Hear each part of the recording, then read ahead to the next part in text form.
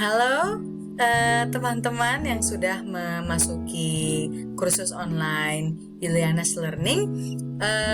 Kali ini ditemani dengan saya sendiri, yaitu Yuliana Salsabila. Kalian akan mendapatkan kursus yang pertama, yaitu apa? Ya, bener banget, yaitu di dasar desain grafis atau teori dasar desain grafis. Maaf. Nah, oke ya. Kita bisa mulai? Baik ya, kalau bisa dimulai saya akan mulai. Sebentar ya. Ya.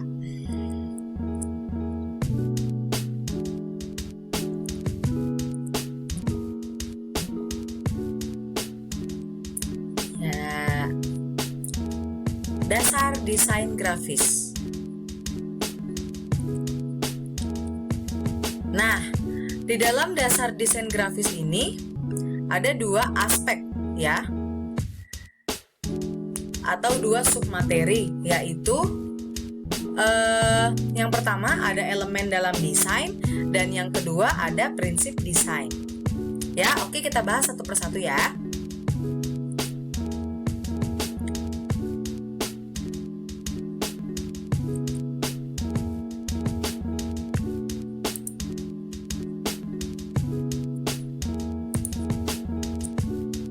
Oke, yang pertama yaitu elemen dalam desain. Sebenarnya apa sih elemen dalam desain? Kenapa setiap desain grafis tuh punya elemen sama prinsip? Nah, sebenarnya desain grafis tuh bukan hanya sekedar desain grafis, hanya suatu karya aja ya teman-teman. Jadi di dalamnya itu ada beberapa elemen yang penting, kayak gitu. Nah, oke, kita bahas satu-satu ya. Yang pertama ada garis, yang kedua ada shape atau bentuk, yang ketiga ada warna, yang keempat ada tekstur, yang kelima ada space atau jarak, dan yang terakhir atau yang keenam ada value atau nilai. Oke, kita bahas satu-satu ya. Yang pertama ada garis. Ya. Sebenarnya garis itu apa sih? Garis itu adalah kumpulan titik atau dua buah titik yang saling terhubung. Dalam desain grafis, garis memiliki banyak sekali peran baik dalam membuat sebuah bentuk atau shape, bahkan sampai menata layout.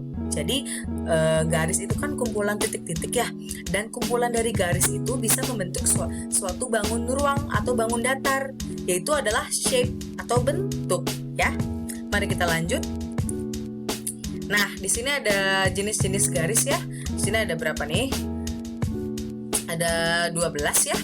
Ada garis vertikal, horizontal, zigzag, curve, spiral, curly, shape, dot, broken, diagonal, wavy, sama cross hatching. Ya, bisa dilihat ini contoh desain grafis yang memadupadankan garis ya.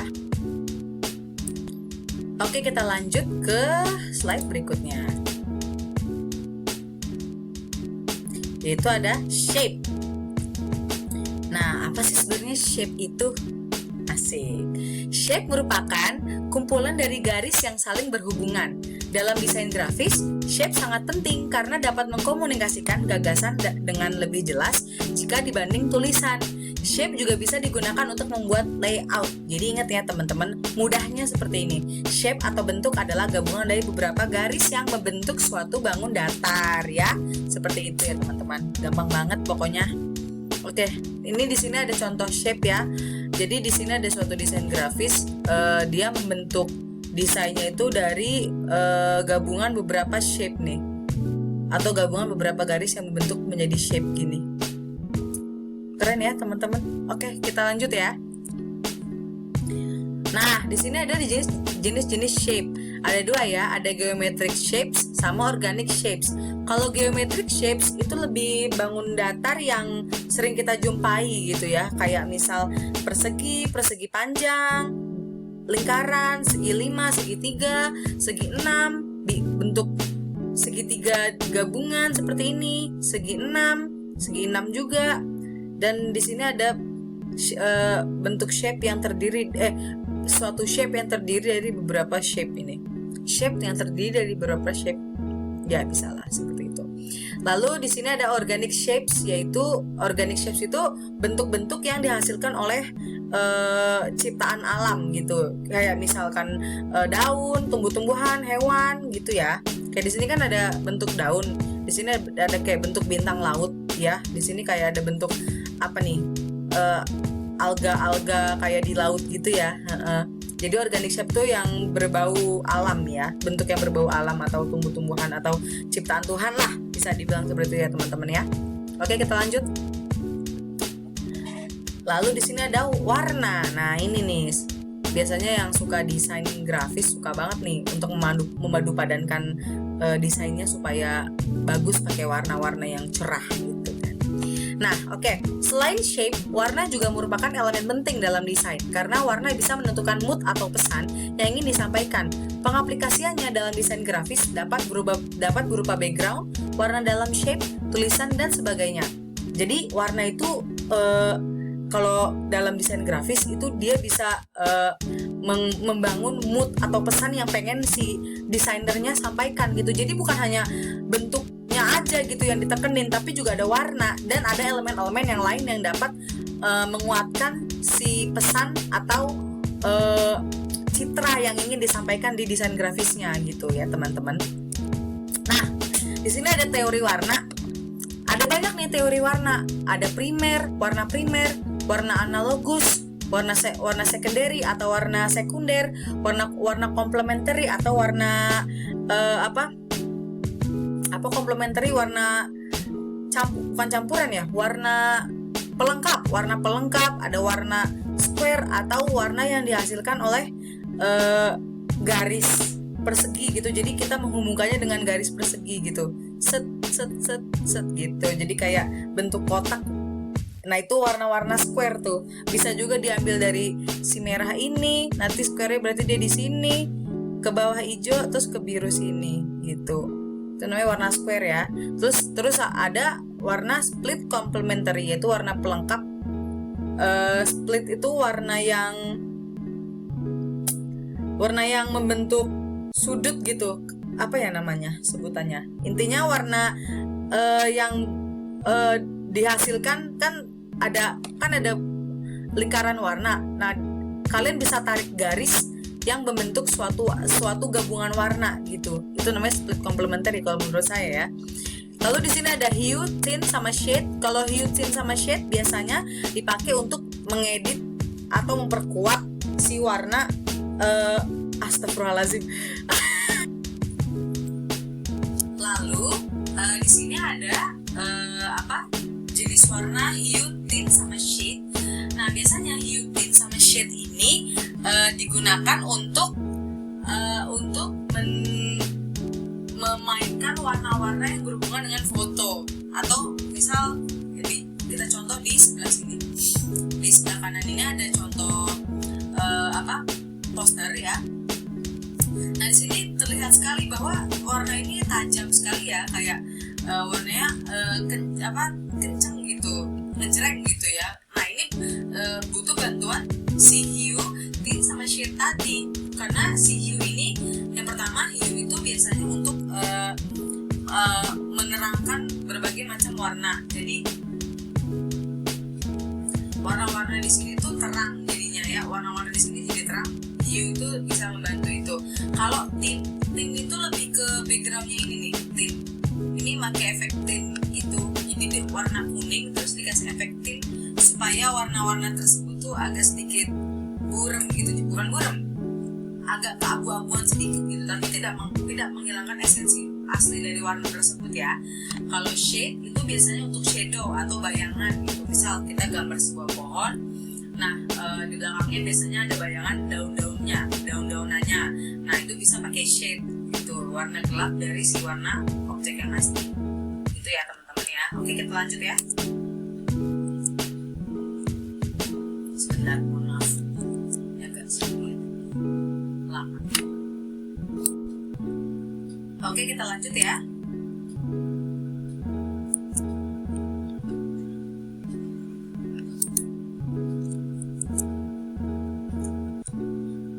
Ya, dan sekarang kita bahas tentang tekstur. Apa sih tekstur itu sebenarnya?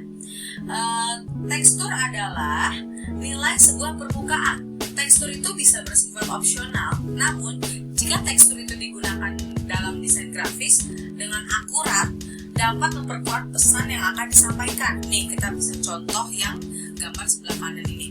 Dan di sebelah kanan ini kan ada dua cross line gitu ya. Ini kayak gambar cross line gitu. Nah, yang sebelah kanan ini strukturnya dia agak sedikit kasar ya. Dilihat dari aspek-aspek jalanan atau kotor-kotoran gitu. Itu yang membuat si tekstur tersebut jadi terlihat kasar gitu. Dan kalau yang sebelah kiri ini teksturnya halus ya, bisa dilihat tidak ada retak-retakan seperti ini ya, jadi teksturnya itu halus gitu ya teman-teman. Ya, saya lanjutkan ya. Lalu yang berikutnya yaitu space atau jarak ya. Sebenarnya jarak tuh apa sih dan gunanya apa sih di desain grafis itu? Nah, jarak itu merupakan jarak antar elemen, atau space itu adalah jarak ya, jadi jarak sama space aja. Space terbagi menjadi dua, yaitu positive space dan negative space. Positive space adalah ruang yang berisi objek yang dibuat, sedangkan negative space adalah ruang yang di luar dari objek. Nah, kita ambil contoh yang di sebelah kanan ini ada suatu logo brand gitu ya. Nah, ini menurut kalian ini space-nya itu space positif apa negatif? Nah, ini namanya space negatif teman-teman. Jadi ada suatu objek intinya itu kan adalah balon udara kan teman-teman. Nah objek luarnya itu burung. Nih ada burung-burung terbang kan. Namun si burung tersebut tidak menghilangkan esensi dari si balon udara tersebut. Jadi kelihatannya kayak nyambung gitu ya teman-teman. Padahal ini sebenarnya beda objek ya. Jadi itu yang dimaksud dengan space. Oke, kita lanjut ya teman-teman. Nah, lalu yang berikutnya ada value. Apa sih sebenarnya value itu? Kenapa sih value itu ada di setiap desain grafis? Apa sih sebenarnya value itu? Nah, value itu sebenarnya adalah nilai. Nah, nilai apa sih yang dimaksud? Nah, value itu merupakan nilai gelap terangnya warna sebuah objek. Value harus digunakan secepat mungkin jika ingin menghasilkan pesan yang kuat. Jadi, value itu tuh di sini bukan nilai gitu. Value itu di sini adalah nilai warna, nilai gelap terangnya warna sebuah objek. Misal kita ambil dari karya yang ada di sebelah kanan. Ini kan sebetulnya value-nya itu kan terlihat dari terangnya cahaya yang datang dari sebelah kiri kan. Nah, kenapa cahaya terang dari sebelah kiri dan di kanannya gelap? Nah, itu namanya value. Si pembuat karyanya tersebut ingin mengambil value dari sebelah kiri, mengambil warna yang terang itu dari sebelah kiri. Jadi dia karyanya tuh bernilai gitu, kayak deep gitu, kayak dalam gitu kesannya. Oke, kita lanjut ya. Oke, selanjutnya adalah prinsip-prinsip dalam desain. Nah, prinsip-prinsip dalam desain itu apa aja sih Kak? Sebenarnya kenapa sih kita harus pakai prinsip juga selain elemen-elemen tadi? Oh iya, harus. Di dalam desain itu, apalagi desain grafis ya, itu harus ada prinsip dan elemen. Nah, sebenarnya prinsipnya itu ada apa aja sih? Nah, yang pertama ada balance. Ada balance, yang kedua ada emphasis, yang ketiga ada unity, dan yang terakhir ada visual hierarchy. Nah, ini kita akan bahas satu-satu ya. Nah, yang pertama ada balance. Sebenarnya apa sih balance? Oke, kita jelaskan. Balance adalah keseimbangan tata letak, cara agar seluruh elemen dalam desain grafis itu menjadi seimbang sehingga tidak muncul kesan berat sebelah gitu teman-teman. Ada 3 jenis balance, yaitu simetris, asimetris, dan radial ya. Ini dia. Oke, kita lanjut. Nah, ini adalah contoh balancing ya. Ini kan simetris nih. Jadi antara objek yang kanan dan yang kiri itu simetris, tidak berat sebelah atau tidak condong ke sebelah kanan atau kiri. Jadi dia pas di tengah-tengah. Nah, kalau asimetrikal itu tidak simetris, lawannya simetris sih sebenarnya, agak tidak seimbang, namun masih dalam satu bentuk gitu ya teman-teman ya. Kalau radial itu balance-nya terletak pada tengah-tengah objek, jadi objeknya itu balancingnya itu ditaruh di tengah nih, balance-nya taruh di tengah ya. Nah, ini ada hierarki. Hierarki itu suatu konten dalam desain grafisnya itu penuh gitu, jadi rapi gitu kelihatannya, itu hierarki ya guys. Ya teman-teman, maaf. Ini ada proximity, ada contrast, alignment, sama repetition. Ini termasuk ke balancing. Nah, di sini ada contoh. Ada dua poster, di mana dua poster ini menggunakan balancing yang berbeda. Nah, yang kiri ini termasuk balancing apa? Ya, benar sekali. Yang udah jawab, terima kasih. Ini yang pertama, ini yang posternya John Lennon, ini adalah balancing symmetrical. Kenapa symmetrical? Karena antara si teks ini dengan muka John Lennon ini simetris, jadi kesannya tidak berat sebelah gitu. Dari segi teksnya sama, komposisinya dengan mukanya, jadi dia teksnya itu membentuk mukanya si John Lennon. Itu namanya symmetrical balance ya teman-teman. Nah, yang kedua ini termasuk balancing apa? Ayo. Ya, benar sekali teman-teman. Terima kasih yang sudah menjawab. Yang kedua ini adalah simetris.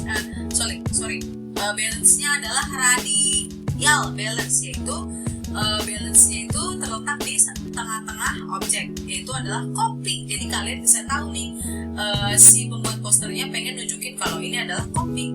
Dan di bawahnya baru ada tulisan coffee time, dan di sini ada garis-garis penunjang si balance-nya, yaitu si kopinya. Oke, kita lanjut ya teman-teman. Nah, kalau ini termasuk balancing apa? Ayo. Nah, ini namanya balancing kontras. Yang tadi ada kan kontras. Nah, balancing kontras itu apa sih sebenarnya? Balancing kontras adalah balancing yang terlalu berat sebelah dan kesannya tidak nyambung gitu sama kontennya gitu. Jadi di sini kan terlihat ada dua bagian ya, yang di sini hitam, yang di sini full design. Jadi kesannya tuh kontras atau berat sebelah gitu. Ini sebenarnya bukan termasuk balance sih. Sebenarnya ini agak sedikit abstrak ya. Tapi kalau mau dibilang balance, ini terlalu kontras balance-nya. Jadi ini hitam, ini banyak warnanya. Jadi seharusnya kalau mau balance, ya tadi pilih balance yang asimetris, simetris atau radial, atau bisa pakai hierarki yang lain ya. Oke, kita lanjut ya teman-teman. Mari kita masuk ke Unity. Unity, apa itu Unity? Nah, di sini ada poster nih. Apa sih sebenarnya, kenapa ada poster ini? Nah, Unity dan Harmony. Unity dan Harmony itu kaitannya tuh sama desain grafis tuh apa sih? Nah, kaitannya Unity dan Harmony itu bisa membuat keutuhan dari seluruh elemen desain.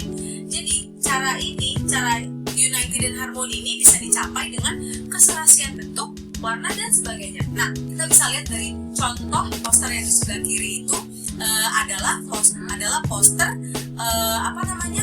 yang mengandung unsur Unity dan Harmony. Kenapa bisa Unity dan Harmony? Karena dalam desain ini kalian bisa lihat kan, di sini ada dari segi bentuknya aja sudah bagus sekali ya, sudah serasi gitu. Kayaknya orang tuh melihat lama-lama tuh betah gitu ya. Nah, kalau dari segi warna, juga yang ingin disampaikan, warna yang ingin disampaikan tuh apa sih? Teksnya kah? Atau backgroundnya kah? Ini sudah jelas pasti teksnya. Yodex, teksnya ini Yodex, dan dia memiliki font yang enak dilihat mata dan warna yang cerah. Jadi sehingga kita sebagai yang melihat itu langsung oh dia pengen nunjukin si judulnya ini ya teman-teman ya. Nah, ini namanya Unity dan Harmony. Jadi keserasian antara bentuk dan warna itu menyatu gitu. Jadi pesannya dapat, moodnya juga dapat, dan enak dilihat mata gitu ya teman-teman ya. Oke, kita lanjut ya teman-teman. Nah, ini poster ini jangan dicontoh ya teman-teman, karena ini saya hanya ngasih contoh yang bukan termasuk Unity dan Harmony. Nah, di sini kalian bisa tebak nggak ini apa yang ingin disampaikan oleh pembuat poster? Apakah Hamfest atau Paddington atau food and drinks will be available atau apa? Di sini dari segi balancingnya tidak pas, warnanya belentang-belentong, bentuknya macam-macam, teksnya banyak sekali sehingga yang baca tuh bingung ingin fokus kemana gitu ya kan teman-teman. Nah, ini termasuk poster yang tidak dianjurkan ya, harus menggunakan elemen dan prinsip-prinsip yang tadi saya jelaskan. Oke, kita lanjut ya teman-teman. Nah, lalu kita masuk ke empasis. Nah, empasis ini apa ini ya? Nah, empasis. Nah, dalam setiap bentuk desain ada hal yang perlu ditonjolkan lebih dari yang lain. Tujuannya apa sih? Harus ada empasis. Nah, penekanan atau empasis itu tujuannya adalah untuk mewujudkan hal tersebut sehingga dapat mengarahkan pandangan khalayak sehingga apa yang mau disampaikan tuh tersalur. Nih, misal kita ambil contoh poster atau grafis yang dari sebelah kiri. Nah, kalian bisa tahu kan, kalian pertama kali lihat apanya? Ayo, perempuan dengan payung kan? Bukan payung-payung yang ada di sebelah, yang ada di belakangnya atau depannya kan? Kenapa? Karena yang membuat desain ini tuh paham kan?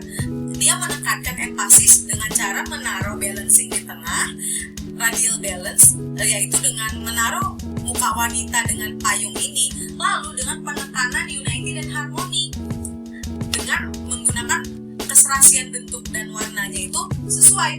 Dia menggunakan warna yang lebih cerah dibanding payung-payung yang belakangnya. Supaya apa? Supaya kita yang melihat desainnya itu langsung ngeh atau langsung mengerti. Kita harus melihat ke yang tengah itu atau si perempuan memegang payung ini ya. Oke, kita lanjut ya teman-teman ya.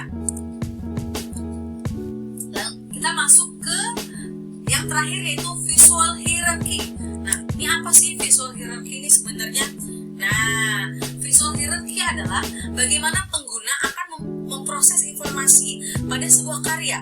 Visual hierarchy sangat penting terutama untuk hal yang berisi informasi. Nah, kita bisa lihat dari sebelah kanan, kalian pertama kali baca apa? Udah pasti yang paling besar dong. Lalu pasti baca yang nomor 2, yang lebih kecil dari ini, lalu yang lebih kecil dari ini, lalu yang terakhir yang paling kecil. Kenapa dalam desain grafis tuh harus mementingkan visual hierarchy? Oh jelas, apalagi dalam sebuah poster. Misal kita membuat poster tentang lomba musik, misal lomba musik antar kecamatan, misal. Gak mungkin dong kita ingin memasarkan lomba kita supaya orang-orang ingin ikut lomba kita. Masa kita naruh judulnya hurufnya kecil kayak huruf yang ini, lalu yang besarnya itu untuk hari dan tanggal, misal hari dan tanggal lomba dilaksanakan. Kan orang nggak tahu ini apa yang mau ditunjukkan, apakah acaranya atau harinya. Kan kita harus jelas untuk membuat desain tuh kita harus jelas. Judulnya dulu yang besar, lalu semakin kecil kayak gitu. Nah, semakin kecil tulisan semakin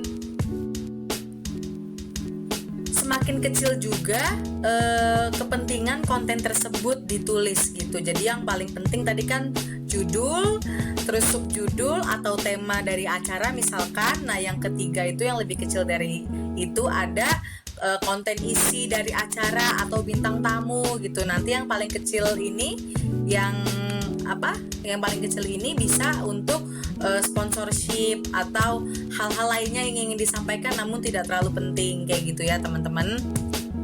Oke, kita lanjut ya. Nah, beberapa cara untuk memperoleh visual hierarchy. Yang pertama itu dengan ukuran, perbedaan ukuran, warna dan kontras. Kenapa ukuran? Ya harus dong perbedaan ukuran. Objek utama harus lebih besar dari objek yang sub-subnya gitu, atau objek yang sekundernya gitu. Jadi yang objek utamanya itu harus besar. Misal dari segi ukuran, tadi kan saya udah bilang judul itu harus besar karena kita menjual desain grafis itu ke orang supaya orang tuh mau minat gitu atas poster apa yang kita sampaikan gitu ya. Kalau warna yang lebih cerah akan lebih menarik perhatian. Kita ambil contoh yang tadi perempuan yang pakai payung. Kenapa warna payungnya beda sendiri daripada payung-payung yang di belakang? Karena visual hierarkinya atau si desainernya minta kalau si perempuan yang megang payung itu akan menarik perhatian kita, dan letaknya pun di tengah, ya kan? Terus dengan payung yang beda warnanya sama berbeda dengan si payung-payung yang di sebelah-sebelahnya ya. Lalu ada kontras. Warna yang kontras antar satu objek dengan objek lainnya akan menarik perhatian. Nah, sama kayak warna kontras pun juga. Kayak tadi ada tuh yang contoh di bagian value atau nilai di elemen desain. Nah, itu kan termasuk kontras juga. Karena apa? Dia ngambil cahaya dari satu arah ke objek yang utama. Nah, itu namanya kontras. Jadi kita otomatis melihat si pantulan cahaya tersebut dibanding yang tidak diberi cahaya atau gelap. Jadi kayak gitu ya teman-teman ya, mudah memahami visual hierarchy itu mudah kok teman-teman. Nah, ini ada dua contoh poster ya. Yang pertama ada opera, yang satu lagi ada petrichor. Nah, yang opera ini kita bisa tahu kan visual hierarchy-nya dari mana. Kita pertama kali lihat apa? Pasti judulnya dong, opera festival. Angka, baru yang bawahnya ini Alphard, baru tanggalnya, baru nanti ke sponsor-sponsor atau hal-hal yang yang tidak terlalu penting gitu. Jadi yang pertama kali kita lihat harus yang ingin kita sampaikan ke orang lain gitu, yaitu adalah festival opera. Kayak gitu ya teman-teman ya. Nah, yang kedua juga sama. Apa sih yang pengen disampaikan? Petrichor. Apa itu petrichor? Nah, baru dijelasin di sini. Ini apa sih petrichor? Baru kita lihat di sini ada words, ada tahun, dan di sini ada gambar perempuan lagi menghadap ke atas ya. Jadi kita harus tahu nih, kira-kira nanti yang lihat desain saya pengen tahu apa ya dari saya gitu, pengen tahu pesan apa sih yang pengen saya sampaikan. Nah, ini petrichor, yang satu lagi festival opera. Jadi kayak gitu ya teman-teman ya. Nah, teman-teman sudah sampai pada penghujung kursus nih pada hari ini. Semoga apa yang tadi saya sampaikan semuanya kalian paham ya. Dan kalau ada pertanyaan silahkan tulis di kolom komentar di bawah. Ada nih kolom komentarnya di bawah, kalian bisa tulis nama, sekolah di mana atau kuliah di mana, dan bisa ditanyakan ke saya ya. Dan semoga kursus kali ini bermanfaat bagi kalian semua, dan semoga kalian sukses dalam melaksanakan dan mempraktekkan desain-desain grafis punya kalian sendiri ya. Sukses terus pokoknya, tetap semangat, dan jangan lupa ikutin course selanjutnya, yaitu course teori dasar poster. Terima kasih. Dadah.